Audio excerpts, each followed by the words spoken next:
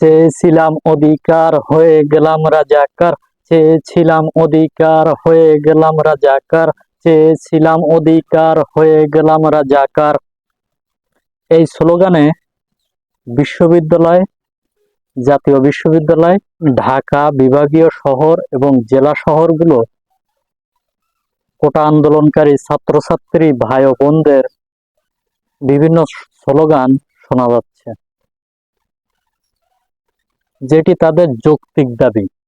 আমি 1952 সাল দেখিনি, আমি 1971 দেখিনি, আমি 1972 দেখিনি, আমি দেখেছি 2024 সাল 15 জুলাই বাংলাদেশে এক কালো অধ্যায়। ছাত্রলীগ নামক সন্ত্রাসী বাহিনী, বিভিন্ন সন্ত্রাসী সেখানে কোমলমতি শিক্ষার্থীদের যৌক্তিক যে আন্দোলন, কোটার আন্দোলন, এই আন্দোলনে অতর্কিত হামলা চালায় এবং সেখানে কোটা আন্দোলনকারী ছাত্রছাত্রীও পরবর্তী আহতর পরে মৃত্যুবরণ করেন। এটি কেমন হলো? কেমন বাংলাদেশ? এই বাংলাদেশে মুক্তিযোদ্ধারা হানাহানি, মারামারি, কাটাকাটি যাতে না হয়, সকলেই কাঁধে কাঁধ মিলিয়ে চলতে পারে, সকলে শান্তিতে বসবাস করতে পারে, এই জন্য বাংলাদেশটা স্বাধীন করা হয়েছে। কিন্তু তার বিপরীতে এখন আমরা এসে দেখতে পাচ্ছি বাংলাদেশে এখন আর স্বাধীনভাবে কেউ কথা বলতে পারে না। কথা বললেই তার টুটিটাকে চেপে ধরা হয়, এমন এক জগতের মাধ্যমে আমরা এসে পড়ে গিয়েছি। তা না হলে বাংলাদেশের কোমলমতি শিক্ষার্থীরা Dhaka varsity, Jagannath varsity, Khulna varsity, Rajshahi varsity সহ বিভিন্ন ভার্সিটির ছেলেমেয়েরা যে স্লোগান তুলেছে, চেয়েছিলাম অধিকার হয়ে গেলাম রাজাকার, তারা কি চেয়েছিল আর কি হয়ে পেয়েছে? এটি খুবই দুঃখজনক, লজ্জাজনক আমাদের জন্য, যে আমাদের ছাত্র ছাত্রী ভাই ও বোনেরা চেয়েছিল যে তাদের মেধা তালিকায় তারা চাকরি পাক, কিন্তু না, এখানে মুক্তিযোদ্ধার নাতি পুতি তাদেরকে চাকরি দিতে হবে। তার বিপরীতে যদি চাকরি না পায় তাহলে রাজাকারের উত্তরসূরিরা চাকরি পাবে, এমন কথা প্রধানমন্ত্রী কিভাবে বলতে পারেন? একজন দেশের পরিচালক হিসেবে এমন কথা ছাত্র সমাজ মেনে নিতে পারেনি, যে কারণে আজও তারা এই কোটা বিরোধী আন্দোলন করছে। তারা চায় কোটার সংস্কার, তারা চায় মেধাবীতে চাকরি হোক, তারা চায় মেধায় চাকরি হোক, যোগ্যতায় চাকরি হোক, কোনো কোটায় চাকরি হবে না, ঘুষ দিয়ে চাকরি হবে না, দুর্নীতি করে চাকরি হবে না, বিসিএস ক্যাডারের প্রশ্ন ফাঁস হয়ে চাকরি হবে না, তারা চায় মেধায় চাকরি হোক।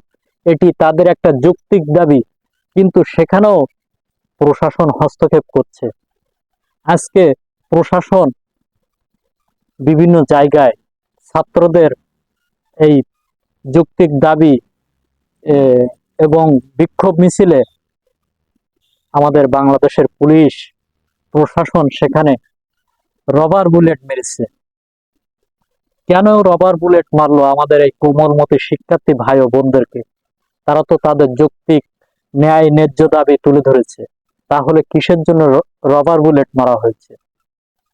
এই পুলিশ প্রশাসন ভাইদেরকে আমি একটা মেসেজ দিতে চাই, আপনারা যে রবার বুলেটটা মারছেন, এটি যদি আপনাদের ভাই, ছেলে মেয়েদের অন্য আরেকজন পুলিশ সদস্য মারে আপনাদের কেমন লাগবে? এইটি একটু বিবেচনা করবেন।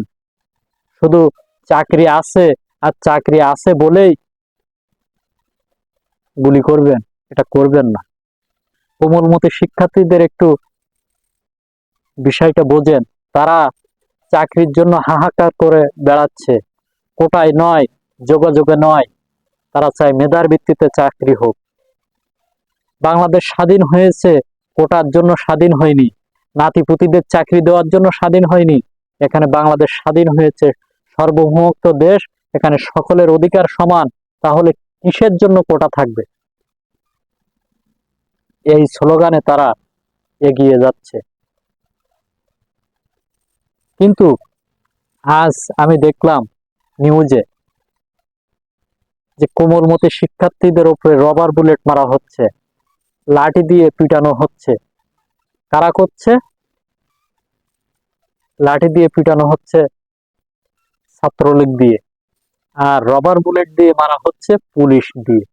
এটা কোন ধরনের আইন ব্যবস্থা? কোমলমতি শিক্ষার্থীদের উপর কেমন দুঃশাসন চালানো হচ্ছে?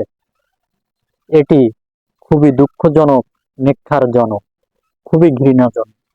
আজ আমার ছাত্র ভাইদেরকে, বেগম রোকেয়া বিশ্ববিদ্যালয়ের এক ছাত্র ভাইকে পুলিশের গুলি খেয়ে সে নিহত হয়েছে। তার মার আর্তনাদ, তার বাপের আর্তনাদ, তার সন্তানটা শেষ। যে পুলিশ প্রশাসন ভাইরা আপনারা গুলি করছেন, আপনার ছেলে মেয়েদেরকে যদি অন্য পুলিশ প্রশাসনেরা গুলি করত, তাহলে আপনাদের কেমন লাগতো? এটি একটু মাথায় নেবেন।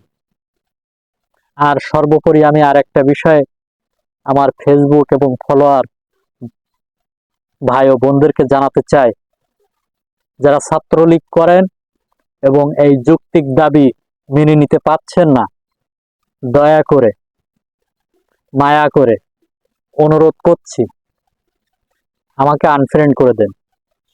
কারণ কালকের যে ঘটনাটা আমি দেখেছি, দেখার পরে আমার কাছে ছাত্রলীগ নামটা শুনলেই আমার দুঃখ লাগে, কষ্ট লাগে, ঘৃণা হয় আপনাদের প্রতি। কারণ আপনারা যে কালকে যে রূপ দেখিয়েছেন, এটি বাংলাদেশ ছাত্রলীগের কাছ থেকে জাতি আশা করেনি, ছাত্র সমাজ আশা করেনি। সর্বোপরি আমি এটাই বলতে চাই, উপর আল্লাহ ছাড় দেয় কিন্তু ছেড়ে দেন না।